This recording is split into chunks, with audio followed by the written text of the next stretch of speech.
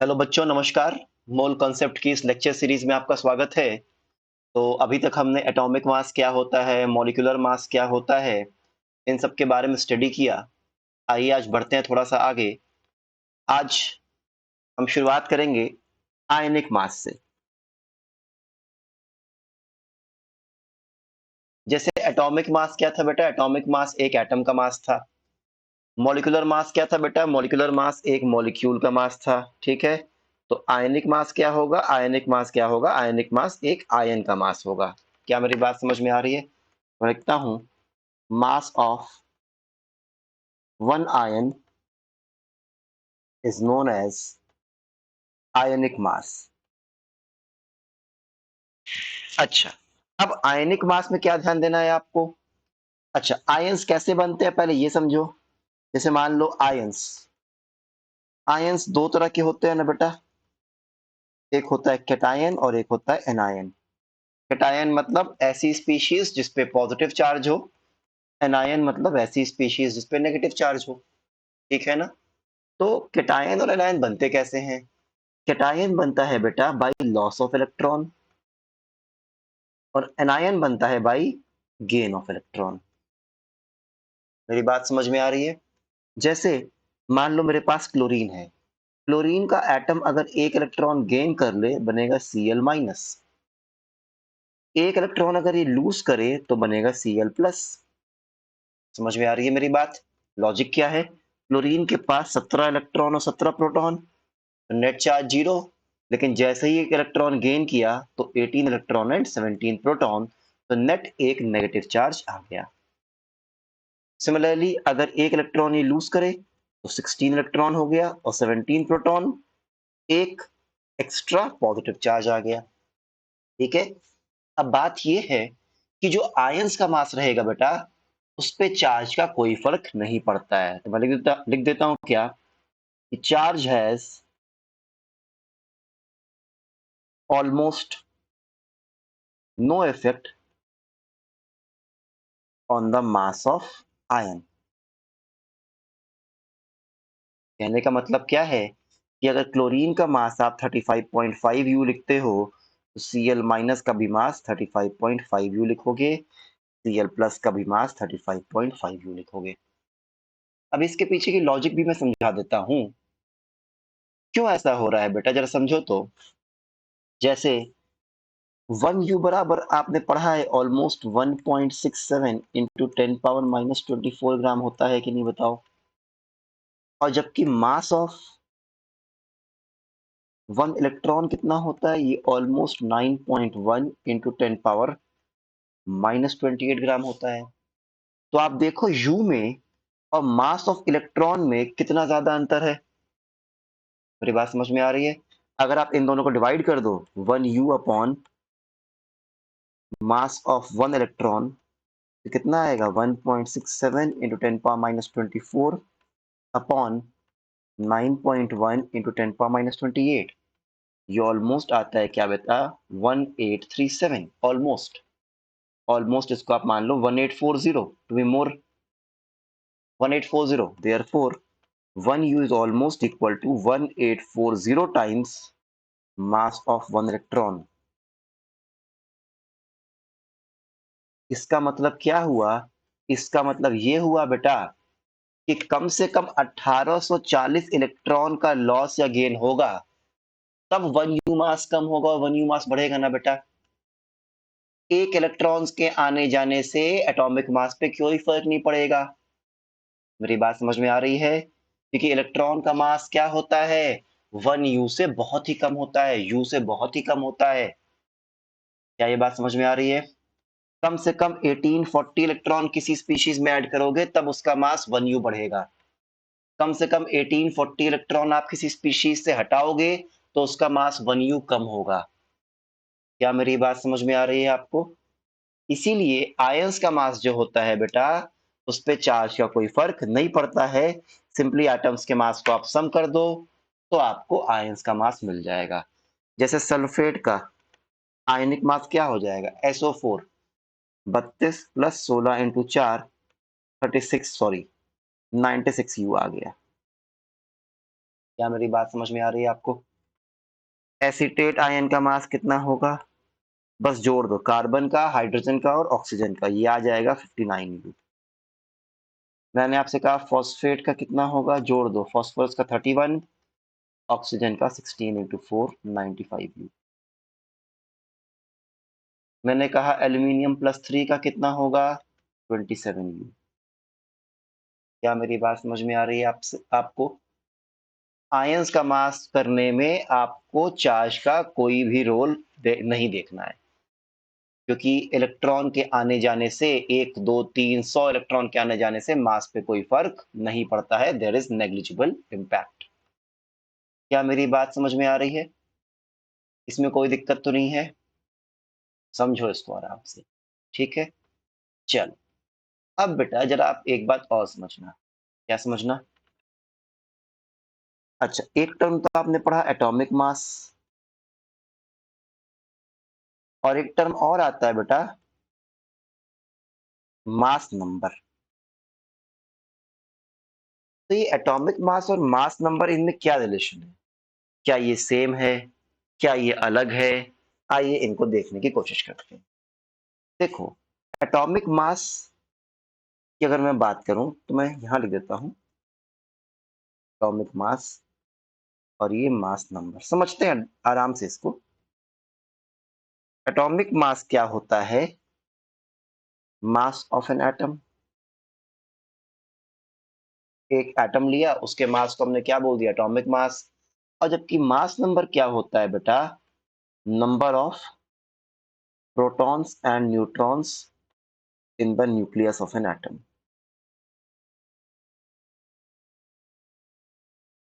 एक एटम के न्यूक्लियस में जो total number of proton plus neutron होते हैं, उनको हम क्या बोलते हैं, मास नंबर। ठीक है। नेक्स्ट पॉइंट आप ये बोल सकते हो कि एटॉमिक मास की जो वैल्यूज आएगी, एटॉमिक मास की जो वैल्यूज आएगी वो क्या होगी, they will be natural numbers. Sorry, जो एटॉमिक मास की जो वैल्यूज आएगी, they are approximate values, they are approximate values. जैसे मैं बोलता हूँ हाइड्रोजन का एटॉमिक मास है 1U, क्या वो एग्जैक्ट 1U है? नहीं, वो 1.0089 ऐसे कुछ है। मेरी बात समझ में आ रही है? बट हाँ, for the sake of convenience हम उसको 1U लिख देते हैं। मैंने कहा कार्बन का एटॉमिक मास है 12U, वो एग्जैक्ट 12 नहीं है बेटा, it is 12 point something something something, लेकिन चीजों को आसान करने के लिए हमने 12U लिख दिया। लेकिन मास नंबर क्या है बेटा? प्रोटॉन और न्यूट्रॉन की संख्या का सम है ना, देयरफॉर ये क्या होगा, this will be exact natural number. जैसे मैं कहूं कि कार्बन का मास नंबर है 12, इसका मतलब प्रोटॉन और न्यूट्रॉन का सम उसके न्यूक्लियस में कितना है, 12 है। हालांकि आपको एक बात समझनी है। क्या बात समझनी है? मेन चीज जो आपको समझनी है कि एटॉमिक मास और मास नंबर दोनों की न्यूमेरिकल वैल्यू ऑलमोस्ट सेम आती है। यही मैं बताना चाह रहा हूं, और क्यों आती है मैं वो बताता हूं। मैं लिखता हूं क्या, atomic mass and mass number have almost same value for a given atom. किसी गिवन एटम के लिए एटॉमिक मास और मास नंबर की वैल्यू ऑलमोस्ट सेम रहेगी। अच्छा, चाहे तो आप एक डिफरेंस और देख लो। एटॉमिक मास को हम यू में नापते हैं या एएमयू में नापते हैं, अगर रिलेटिव एटॉमिक मास नाप रहे हो तो। और जो मास नंबर होता है, ये डायमेंशनलेस होता है।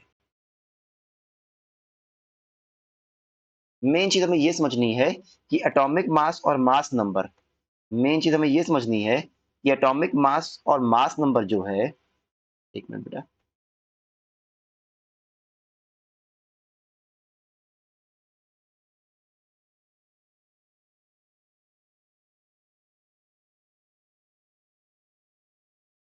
हाँ, तो मेन चीज हमको क्या समझनी है बेटा, मेन चीज हमको ये समझनी है कि एटॉमिक मास और मास नंबर की value for a given atom same क्यों होती है।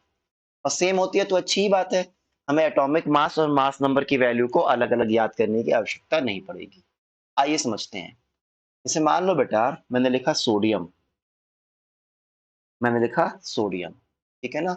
अब अगर मैं सोडियम का न्यूक्लियस देखूं बेटा, तो सोडियम के न्यूक्लियस में 11 प्रोटॉन होता है और 12 न्यूट्रॉन होता है और उसके आउटर मोस्ट शेल में 11 इलेक्ट्रॉन होते हैं। मतलब सोडियम में 11 प्रोटॉन, 11 इलेक्ट्रॉन और 12 न्यूट्रॉन होता है। तो टोटल न्यूट्रॉन प्लस प्रोटॉन कितना हो गया बेटा? Proton 11, neutron 12, 23। तो इसका मतलब मास नंबर सोडियम का कितना हो गया? 23 हो गया। मेरी बात समझ में आ रही है? अब मुझे ये प्रूफ करना है कि अगर इसका मास नंबर 23 है तो इसका एटॉमिक मास भी ऑलमोस्ट 23 यू ही आएगा। कैसे? अगर मैं एटॉमिक मास की बात करूं बेटा, एटॉमिक मास ऑफ सोडियम क्या होगा? सोडियम के एक एटम का मास, और किसी एक एटम का मास निकालना है तो उसके अंदर जो भी चीजें हैं उन सभी के मासेस को ऐड कर दो। जैसे मान लो मैंने आपसे पूछा कि आपके बॉडी का मास कितना है, तो आप क्या करते हो? तो आपके बॉडी का जो मास होगा उसमें आपके बॉडी के अंदर जितनी भी चीजें हैं उन्हीं सब के मास का तो आपने ऐड किया है। तो एटॉमिक मास ऑफ सोडियम क्या होगा? It will be the sum of mass of all proton plus neutron plus electron in sodium plus electron in sodium. इसका मतलब सम ऑफ मास ऑफ क्या? 11 proton plus 12 neutron plus 11 electron. अब आपको ध्यान देना है क्या? कुछ चीजें दिमाग में बैठा लो, वेरी इंपॉर्टेंट। क्या बेटा? मास ऑफ वन प्रोटॉन ऑलमोस्ट होता है 1.675 इंटू 10⁻⁻24 ग्राम। किलोग्राम में लिखोगे तो आ जाएगा 1.675 into 10⁻⁻27 kilogram. Mass of one neutron जो होता है वो ऑलमोस्ट 1.675, इसको कर लो और यहां कर लो आप 3 बेटा। 1.675 इंटू 10⁻⁻24 ग्राम या ऑलमोस्ट 1.675 इंटू 10⁻⁻27 किलोग्राम। जबकि मास ऑफ वन इलेक्ट्रॉन होता है बेटा 9.1, मैंने बताया पीछे, इंटू 10⁻⁻28 ग्राम या 9.1 इंटू 10⁻⁻31 किलोग्राम। तो एक दो बातें आप देखो, जो प्रोटॉन और न्यूट्रॉन है बेटा, जो प्रोटॉन और न्यूट्रॉन है, इन दोनों का मास क्या ऑलमोस्ट सेम है कि नहीं बताओ? प्रोटॉन और न्यूट्रॉन का मास ऑलमोस्ट सेम है कि नहीं? हाँ, न्यूट्रॉन स्लाइटली हैवियर है। न्यूट्रॉन देखो 1.675 आ रहा है, प्रोटॉन 1.673 आ रहा है। न्यूट्रॉन और प्रोटॉन में न्यूट्रॉन स्लाइटली हैवियर है प्रोटॉन से, बट मैं कह सकता हूं कि mass of neutron is almost same as mass of proton. तो mass of neutron is almost same as mass of proton. लेकिन आप मन में जानो कि होता क्या है कि neutron is slightly heavier than proton. ठीक है, तो न्यूट्रॉन और प्रोटॉन का मास ऑलमोस्ट सेम है। और क्या ये ऑलमोस्ट 1.67 इंटू 10⁻⁻24 ग्राम नहीं है? क्या ये ऑलमोस्ट 1.67 इंटू 10⁻⁻24 ग्राम नहीं है? और यही तो है ऑलमोस्ट 1 AMU या 1 U। इसका मतलब mass of proton is equal to mass of neutron is almost equal to 1 U। Very very important, ये mass of proton, mass of neutron, mass of electron, ये सभी आपको याद रहे। और जबकि अगर मैं मास ऑफ इलेक्ट्रॉन देखूंगा तो ये बहुत ही कम है कि नहीं as compare to mass of one proton and one neutron? ये 10⁻⁻28 ग्राम में है। तो जैसा कि मैंने पीछे दिखाया, I can say that mass of proton या mass of neutron is much larger than mass of electron. और अगर आप रेशियो निकालोगे तो क्या आएगा? मास ऑफ प्रोटॉन या mass of neutron upon mass of electron 1.67 into 10⁻⁻24 upon 9.1 into 10⁻⁻28, it is almost equal to 1837। और मास ऑफ प्रोटॉन या mass of neutron is 1837 times mass of electron. Very very important. Proton और neutron का मास, या फिर जैसे आप 1 AMU पीछे कह रहे थे, वो इलेक्ट्रॉन के मास से बहुत बड़ा है कि नहीं? ऑलमोस्ट 2000 टाइम्स, ऑलमोस्ट 1837 टाइम्स बड़ा है कि नहीं? ये बहुत बहुत इंपॉर्टेंट पॉइंट है, इसको आपको दिमाग में रखना पड़ेगा। क्या मेरी बात समझ में आ रही है आपको? ठीक है ना? इस पॉइंट को दिमाग में आपको रखना पड़ेगा, ठीक है? एक मिनट।